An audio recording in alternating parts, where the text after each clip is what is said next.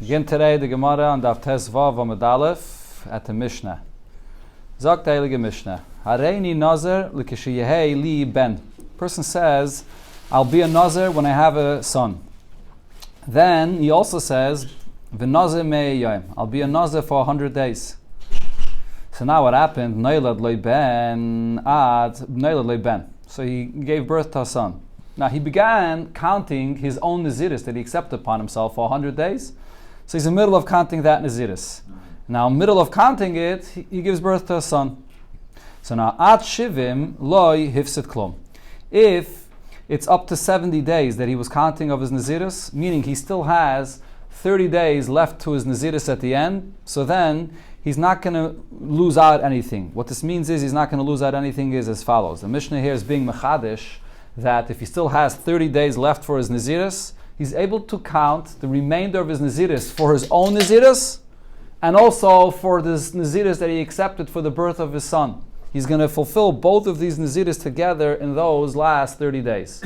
Right? So the point of here is, as long as the person still has enough time, 30 days, to count a full Naziris for his son, included within the time period of his Naziris that he's keeping, so then we understand his intention of saying that I'm going to be a Nazir for myself and a Nazir for my son, that he doesn't have to keep the Nazir for himself and the Naziris for his son separately, because he's still in the middle of the days of Naziris, and the very same Naziris that he's keeping will be counting for himself and also be counting for his son. And what happens when he's done with the Naziris? He's going to bring a carbon. He's going to have to bring separate karbanis. At the conclusion of the Naziris, he'll have to bring the karbanis for his own Naziris and karbanis for the Naziris of his son. But the Naziris of his son is included in the Naziris that he's keeping for himself. So that's if, one second, I'll explain. So that's only if he still has enough time, 30 days, to include the Naziris of his son in his own Naziris. But la'achar shivim, if he gives birth to a son after he already counted 70 days of his own Naziris, so now he has less than 30 days for the Naziris of his son. So now Saiser, the word shivim, most Rishonim are not geiris. Saiser means he's going to have to do like we learned in the previous Mishnah, and that is that he'll have to interrupt his own Naziris and count. Let's say he got up to day 80 of his own Naziris, right? The full Naziris is 100 days. He got up to day 80. So he's going to have to interrupt at day 80 and count 30 days Naziris for the Naziris of the birth of his son.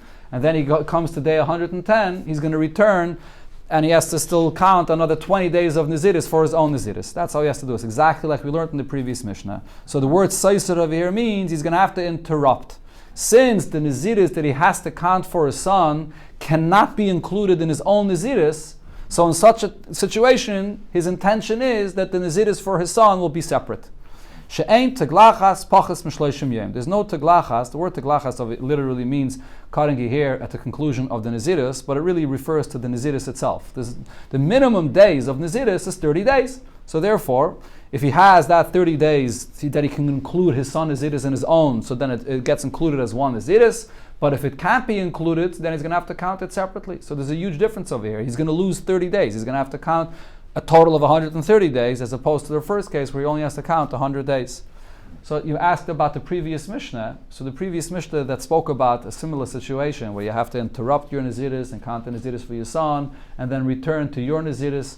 So according to what the Mishnah says here, it's only going to be in the situation where you don't have enough time to include the Naziris of your son in your own Naziris. If the Naziris of your son could be included in your own Naziris, so then you're counting the days of Naziris and you're being Yaitzi your Naziris for both for yourself and for the Naziris you took upon yourself for your son. So up to 69 days is okay.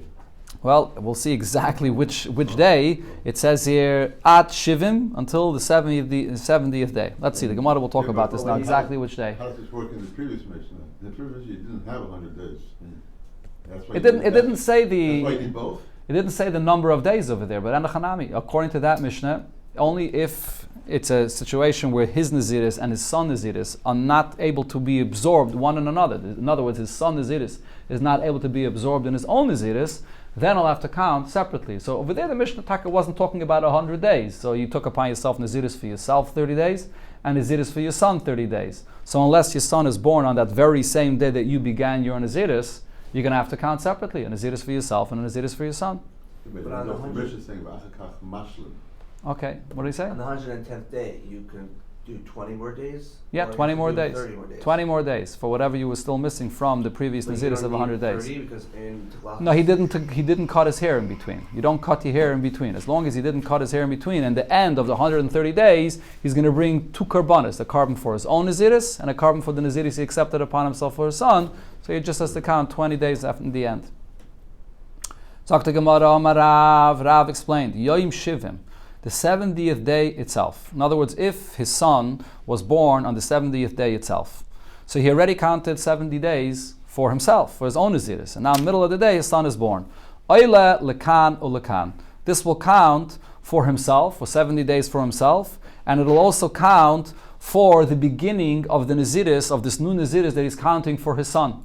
Which means, even though he's starting to count the Naziris for his son in the middle of the day. So you may say, when does the first day count for the Naziris of his son? Only the following day. Because the following day is the beginning of a day. So that's when he could start his Naziris. Rav says no. He could start his Naziris for his son in the middle of the day. The first half of the day is a Naziris that he kept only for himself. But then from the middle of the day, now he starts counting the Naziris for himself. Now, what's the chiddush of what Rav is saying here? First of all, this idea that Rav says is based on a concept that we learned before in the Gemara, miktzas hayom kekulai, that part of the day counts as a full day. So therefore, the first half of the day we say is considered to be the Naziris that you were counting just for yourself. And then from the middle of the day, your son was born, so the Naziris counts also for his son that was born. A new Naziris that's included here now. But now the main chiddush of what Rav says here, what's the relevance of what Rav is saying? That it comes out now that at the end of his Naziris, he could actually gain a day. And the reason is, if he's starting to count the Naziris for his son on day 70, what's the 30th day of the Naziris if you start on day 70? The 30th day is actually going to be on day 99. If you start from day 71, then the 30th day is in the 100th day. But if you start on day 70, the 30th day is on day 99. So if the 30th day is on day 99, so then on the following day, what happens when a person concludes his Naziris? On the following day, on day 100, he can bring his karbanis for the Naziris for his son. Now the thing is, besides the Naziris for his son, he also has his own Naziris. And his own Naziris concludes when? Not on day 99, but on day 100. If it concludes on day 100, really he should be bringing his karbanis only on day 101. So the Rishonim here explain, we learned before in the Gemara, that because of this concept of miktzas hayayim kekuloi, that part of the day counts like the full day, min atayre, you're allowed to bring your carbon on the very same day that you conclude your Naziris. If you conclude your Naziris on day 100 in the morning, you could bring your karbanis later in the afternoon. So in this situation, when he's counting two Naziris together, so because one of the Naziris are finishing on day 99, and therefore l'chatchila he can bring the Naziris on day 100, he's allowed to bring the karbanis even for his own Naziris on day 100, and he ends up gaining a day. Because again, the Gemara before said the only reason you have to wait till the next day is midrabanan. The Rabbanan wanted you to wait until the next day. You can bring it on that day. So over here, since the Naziris for his son is ending on day 99, and therefore he could bring that carbon on day 100, so he's allowed now to bring the carbon for his own Naziris also on day 100. Over here, Chachamim did not make him wait another day to day 101. So by Rav saying this pointer of oile, lekan, or lekan, he's basically gaining a day at the end of his Naziris to bring his karbanis on day 100. So like Gemara asks on this from our Mishnah, what did it say in the Mishnah? Tnan, neilad loi ad shivim loi hifsid. If he had a son up until the 70th day, and that's including the 70th day, right? Ad over here means ad v'ad b'chlal. So let's say he had a son on the 70th day itself. So what does the Mishnah say? Loi hifsid klom. He doesn't lose anything in his Naziris, meaning he could now have the Naziris for his son absorbed in his own Naziris, and he doesn't have to count any extra days. Now, the question is, if we'll accept what Rav said, that when the child is born on the 70th day, so then I say that day counts now as the first day for the Naziris, for your son. So according to what we just explained, is Gurei Mizgar. He actually gains. It's not only that he doesn't lose, but he actually gains, because instead of him waiting to the 101st day to bring his karbanis, in such a situation, according to Rav, because the Naziris for his son is ending on day 99, he could bring the carbon on day 100. So he's actually gaining a day. Why is the Mishnah just saying that he did not lose? So Ella, the Gemara answers, you're right. Bidinu, the loy lisni, ad shivim. The Mishnah shouldn't have said ad shivim, and the Gemara here really means the continuation of what the Mishnah says, that ad shivim loy hifsid. It shouldn't have used that expression that he does not lose. The Mishnah should have said much more, that he actually gains. But Mishom, the Ketani Seifer, because in the end of the Mishnah it said that Acha Shivim, Saisa Shivim, or like I said before, you take out the word Shivim here, that after 70 days he's going to have to interrupt his Naziris and count the Naziris for his son separately. So over here he's going to lose, he's going to have a total of 130 days. So over there it's talking about the fact that he's losing more time.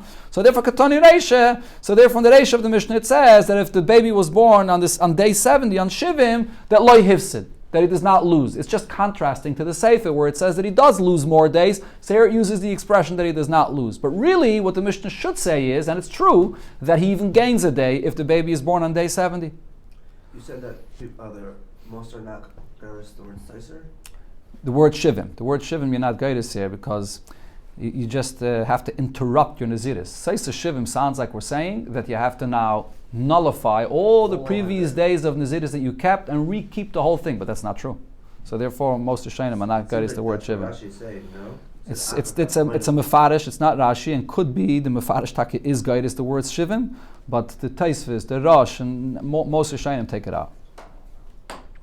Toshema. So let's see what it said now in the second part of the Mishnah. Does this fit with what Rav said it? Miseifa. So the Seif of the Mishnah said, Neilad Acha Shivim.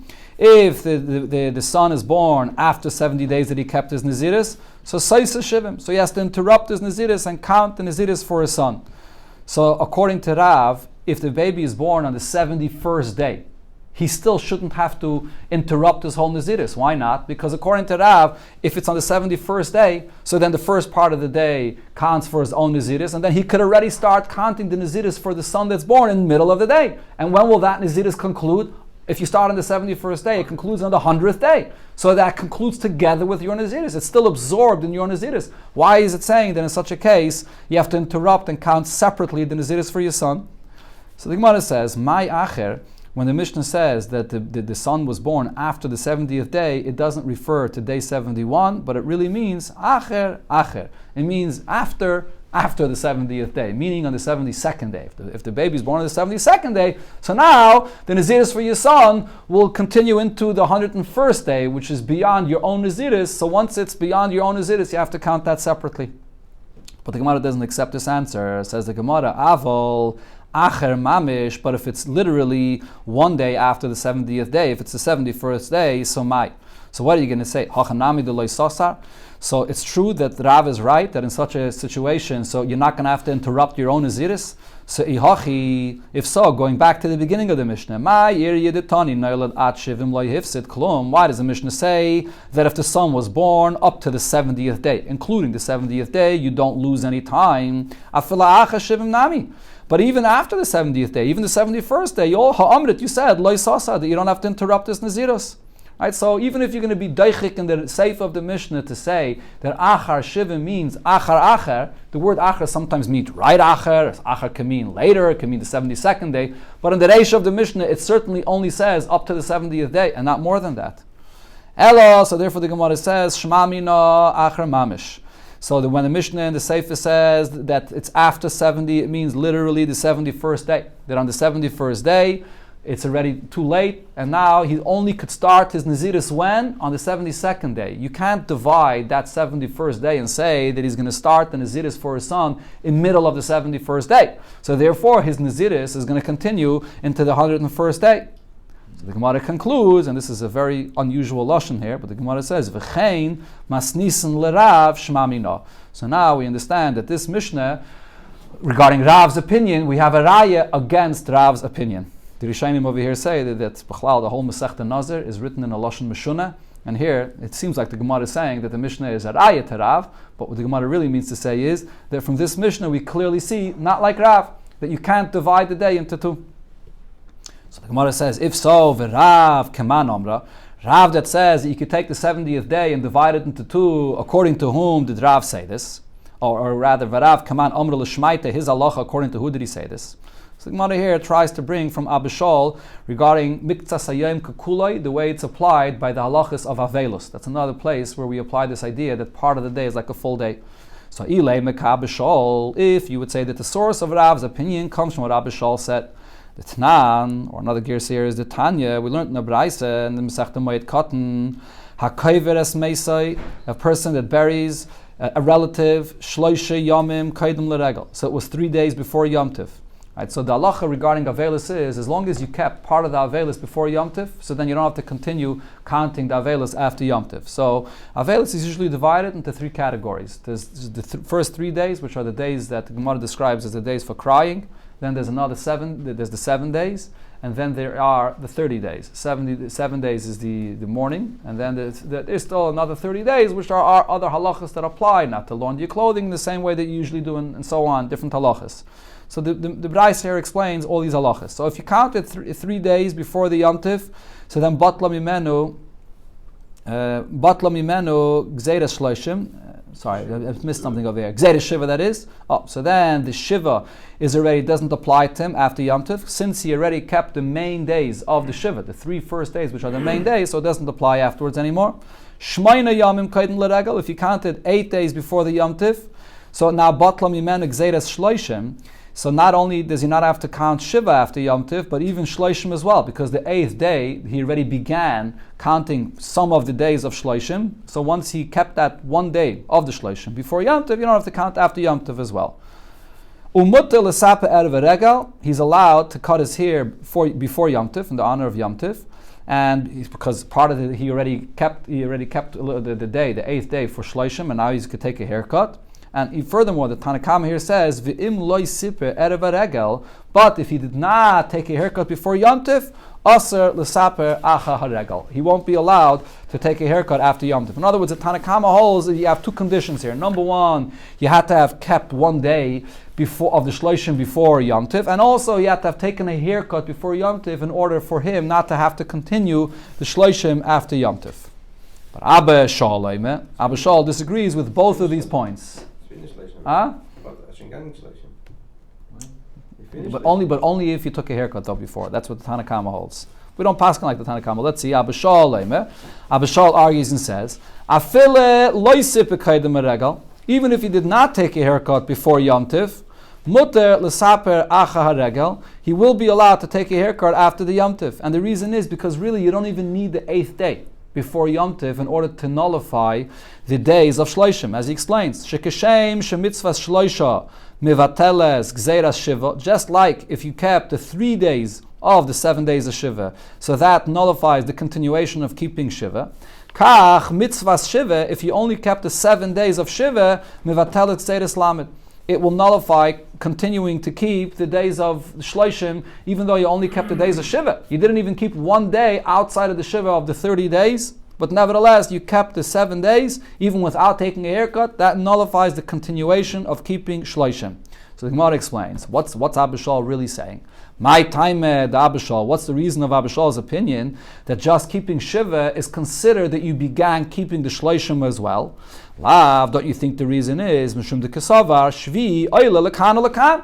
The 7th day, so the beginning of the day is counted as the conclusion of Shiva, and then the continuation of the day is counted as the beginning of the days of Shloshim that you kept. Right, just like it is today. When it comes to Shiva on the 7th day, in the morning you get up from Shiva because Miktsas Hayom Kakuloi. So then the next part of the day is already beginning of the Shloshim. So therefore you kept already.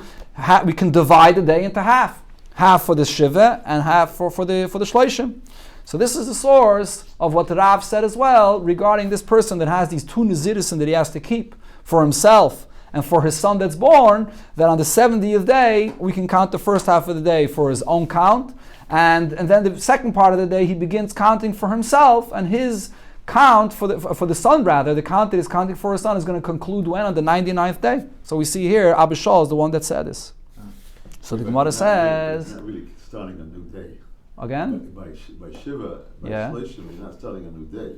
No, that's the whole point. Within the same... You're not saying, if it's the 30 days in the month, no. You're not saying Rishon of Nisan ends on on the 29th day, because you have the 7th day divided into 2, and it ends on the... Right, true, and Hanami, we're not splitting the day that it becomes like a 31st day. You're right about that. But the very fact that we're considering it, that he kept a part of the Shleishim, shows that we're separating it from the Shiva. The Shiva is one part of the day, and the Shleishim is another part of the day. Same thing over here by the Naziris, the 2 parts of the day for the 2 Naziris. So the Gemara says we can't use Abishol as a source for Rav. Why not? Dilma, perhaps, at kan lekama Abishol. When did Abishol say his halacha? That you could divide the day, Ela ba'avelus shiva derabanan. The avelus of the 7 days or the 30 days, all these halachas of avelus are all midrabanan. As the Rishonim say, avelus minatayra is only 1 day. The other days of avelus are learned from different psukim, but it's an asmachta, it's all midrabanan. So there, since it's midrabanan, we're lenient that you can divide the day. But over here when we're speaking about keeping Naziris, and Naziris is minatayra, like over here I can't divide the day, half of the day for one Naziris and half of the day for another Naziris, because the Naziris is minatayra. Here the Rosh points out and says, even though the truth is that over here by Naziris as well, as I said before, the whole relevance of this is when it comes to the 100th day. Do you have to wait to the 101st day, or could you bring the karbanas on the 100th day, which is the actual day you're concluding your Naziris? And this whole idea to wait till the 101st day is only a requirement midrabanan. So over here, we're also speaking about a din midrabanan. But nevertheless, Naziris, in essence, the source of the concept of Naziris is at minatayra digathing. And if the person theoretically would have clearly said that I'm keeping my Naziris 100 full days, he would have to wait to the 101st day. So over here, not necessarily would Abishal agree that we could be as lenient as it is by Avelus. So there's no source from there. You could have said it like you said before. You what? still have to keep all the 30 days, so you're not saving a day, so Rav can't save a day either. Not sure what you're saying. Okay.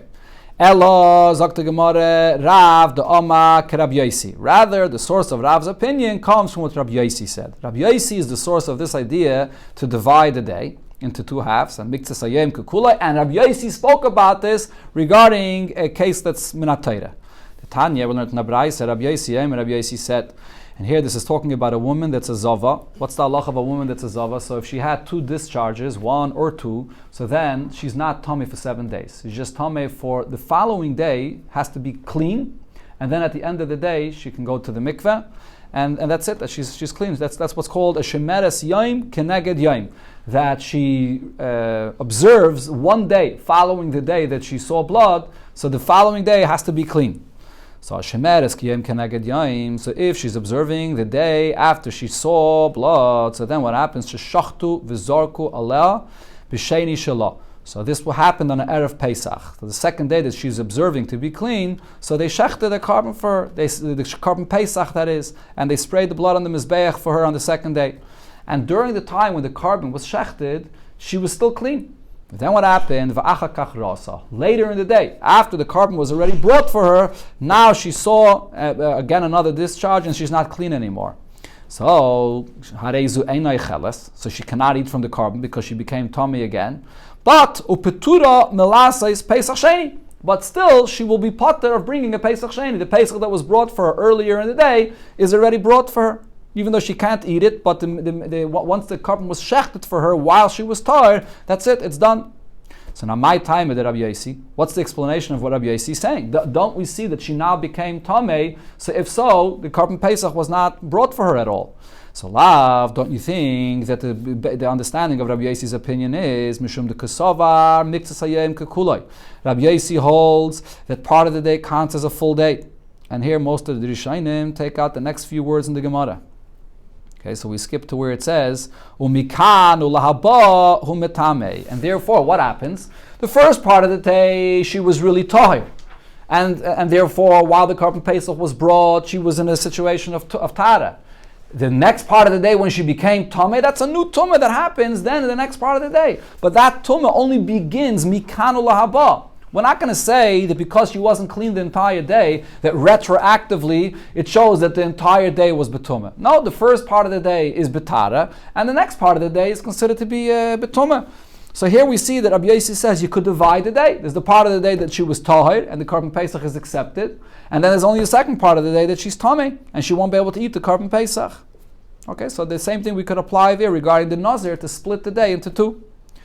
Frag the Gemara, but Umi Sav Rabbi Yosi Hachi. Is this Rabbi Yosi's opinion that you could split the day, and if she saw a new discharge in the middle of the day, the tumah is only going forward, but it doesn't affect retroactively the entire day?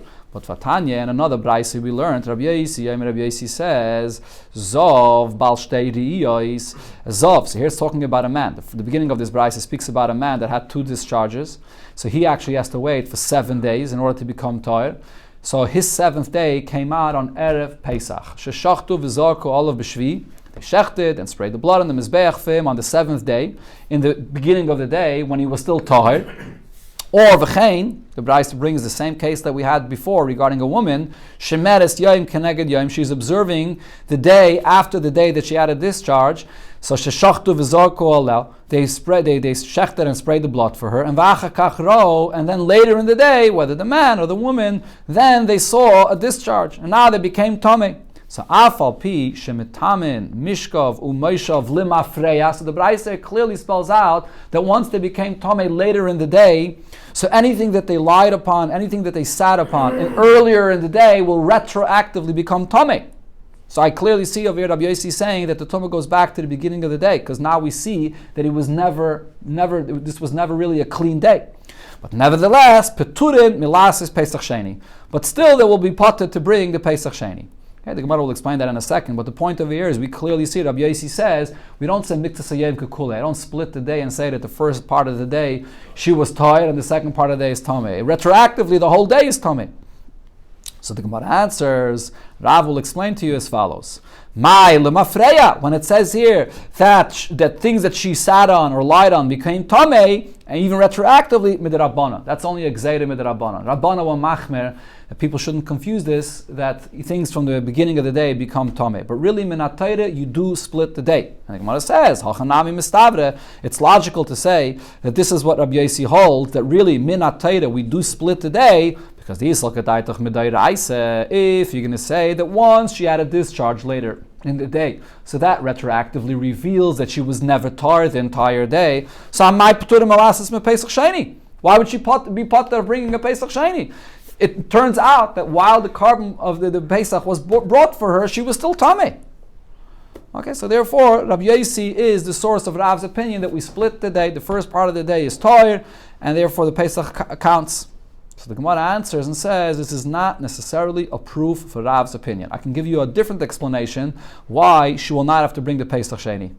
Really, I could tell you Tumeh Da'iraisa, that she is Tamei Minat Torah. Once she saw a discharge later in the day, it goes back retroactively that the entire day is Tamei. So then why is it that she does not have to bring a Pesach Sheni? So the Gemara here brings another concept. Tahaim dezive hitiru. When you have a tahaim is an expression that's used for a tumah that's unknown. Just like tahaim. What is tahaim? Tahaim is the depth under the ground. Let's say a person was in a house, and someone comes and tells him after he was in the house, or not someone comes and tells him, after he leaves the house, it's discovered that under this house, deep under the ground, someone's buried over there. At the time when he was in the house, it was unknown to everybody alive. Nobody knew about this. But later they dug there in that area and it became known. That's what's called Tumas Tahaim. Tumas Tahaim means at the time when you became Tameh, it was unknown to everybody. Right, so such a kind of a Tumah, Minatayre, there's a halacha l'Moshe Misinai for this. It's brought later in the Masechta. It's brought in Masechta Pesachim as well. There's a halacha l'Moshe Misinai that if a carbon Pesach is shechted for you and you were tamei, but it was unknown to anybody in the world that you were tamei, the carbon Pesach counts for you. So the same thing over here regarding a zav. When she has a discharge later in the day, because at the time that the carbon Pesach was born, it was unknown to anybody that that's going to happen. So therefore, that tumah does not disturb the carbon Pesach being accepted for her, being applying for her. So therefore, again, the Gemara's conclusion over here is that it's not necessarily a raya for Rav. Even if we're not going to split the day, and I'll say that she becomes tamei retroactively, but nevertheless, at the time that the carbon Pesach was brought, it was unknown to everybody. That's what's called tahaim, and therefore the carbon Pesach counts for her. Okay, but nevertheless, the Gemara does continue and bring another opinion that understood Rabbi Yosi the way we explained Rabbi Yosi according to Rav. That the basis of Rabbi Yosi's opinion is that we split the day, and that if she has a discharge in the middle of the day, the first part of the day is tahir, and the second part of the day is tamei. Let's see. V'af Rabbi Yishia Savar, Rabbi Yishia also holds that lemafreya midrabanan, that when Rabbi Yossi said that she becomes tamei retroactively, that's only midrabanan. Really, minatayra, we split the day. The Tanya, because we learned in a brayse, Rabbi Yishia said haraya zav, or the other gears over here is that zav haraya, a zav that saw it had a discharge b'shvi shalai on a seventh day. So Rabbi Yishia said seisa shalafana. So this now nullifies all of the days that he counted. I asked to count over 7 clean days. Rabbi Yochanan said to him, no, this only nullifies that day itself, just the 7th day itself. So the Gemara asks on what Rabbi Yochanan said. Manavshach. Either way, we try to understand what Rabbi Yochanan said. It doesn't make any sense. Isasar, if the discharge on the 7th day will nullify his 7 clean days, so kulusasar, it should nullify all 7 days.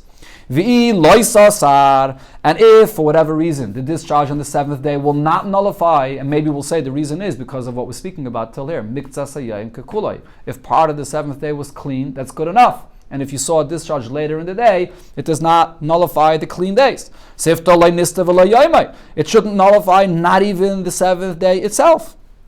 So the Gemara explained, you're right, that's exactly what Rabbi Yochanan said. Elo'ema, rather, what Rabbi Yochanan said to Rabbi Yishia is, that if you kept 7 clean days and later in the 7th day there was a discharge, because part of the day was clean, we split the day. We say that the 7th day was clean. The fact that later in the day there was a tumah, that's mikana la'aba, but it doesn't disturb, it doesn't nullify the 7 clean days. So this is what Rabbi Yochanan said regarding this case of the 7 days.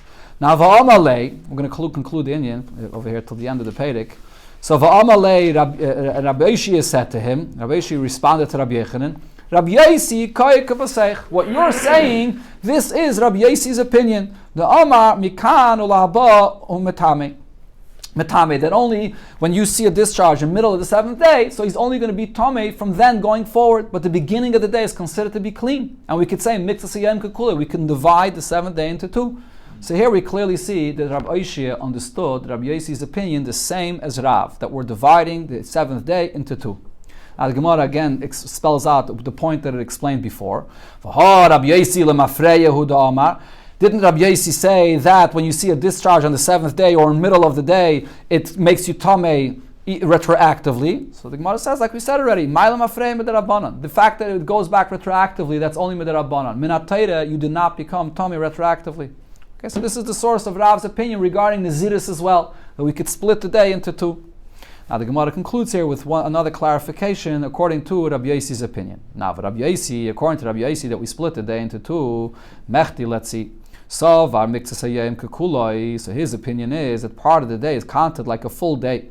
If so, Zava Gemura the Maisi carbon Heichi Mishkachas, a full Zava that has to bring a carbon, how is this possible? What's the idea of a full Zava? A full Zava is a woman or a man that saw a discharge 3 days consecutively. So Sunday, Monday, and Tuesday. And then 3 days, you're going to have to count 7 days, and by the conclusion of 7 days, you have to bring a carbon. But now the problem is, according to Rabbi Yossi, this is never possible to be 3 consecutive days. Why not? The Gemara explains. This is what's called Zava Gedayla in other places, right? Zava Gemura, Zava Gedayla. So the Gemara explains,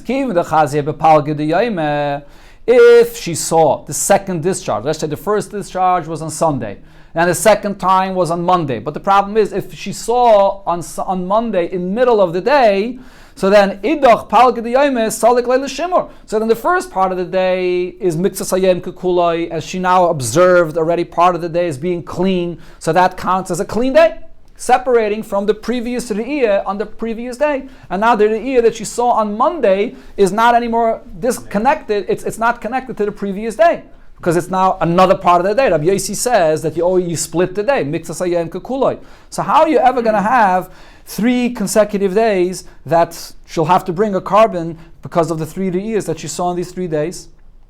So the Gemara gives 2 options how this could happen according to Rabbi Yossi. Either I'll answer you and say that the situation is the kashafa tlasa yaime bahadi adadi, that she has a flow of a discharge that's continuing 3 days non-stop. So then there is no clean time in any part of the day that will disconnect from the previous day. Or another way this could be possible is the chazya tlasa yaime samach lishkiyas achama that the discharge happened right before Shkiyas Sachame, right? So let's say the first discharge was on Sunday, and it began right before Shkia on Sunday and continued after Shkia into Sunday night. So therefore, there was a discharge on Sunday and right away at the beginning of Monday. And then the same thing happened on Monday, that the discharge began on Monday right before Shkia, and it continued into the evening, which goes into Tuesday. So that's already considered to be 3 days. So then there's no time where you could say that the count stops, that there's any clean time in the day, because the beginning of the day was with the Re'iyah of Dam. So that's according to Rabbi Yossi, the idea of having 3 consecutive days is much more limited. It has to be in a way that the beginning of the day, there was never a clean moment at the beginning of the day. Hadran Allah Hareini Nazir. This is the conclusion of the second Perek of Masechta Nazir.